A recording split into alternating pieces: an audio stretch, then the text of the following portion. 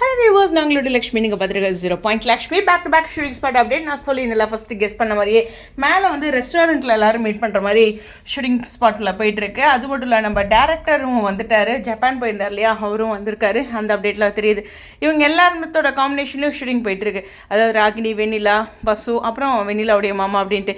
அதில் வெண்ணிலா வந்து அங்கே புல் இருக்குல்ல, அது ஏதோ பிரித்து கட்டுற மாதிரி சொல்லி கொடுத்துட்ருக்காங்க. எனக்கு ஒன்றும் புரியல எதுக்கோ. சரி, அந்த ரெஸ்டாரண்ட் செட்டப்பில் இருக்கிற அந்த புல் இருக்கு இல்லையா, அது ஏதோ அசிஸ்டன்ட் டைரக்டர் சொல்லி கொடுக்குறாங்க, வெண்ணிலாவும் கேட்டுட்ருக்காங்க.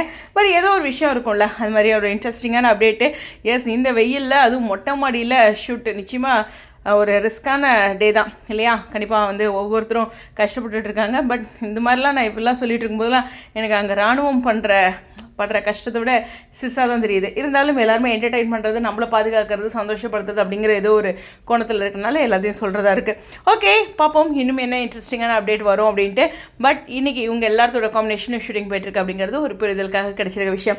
உங்களுடைய கருத்துக்கள். அப்புறம் வெண்ணிலாவோட நெற்றியில் குங்குமமோ தாலியோ இல்லை, லக்ஷ்மி உங்கள் மைண்ட் வாய்ஸோட விடைபெறேன் ஸ்டடியோ.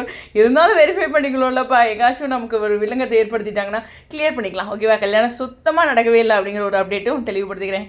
எனிவேஸ், இப்படி சொன்னதுக்கு வருத்தம் தான், சாரி. பட் இது சொல்லணும் இல்லையா, என் கடமை, எதுவும் நடக்கலை அப்படின்ட்டு. அதனால் ஸ்டேடியம்.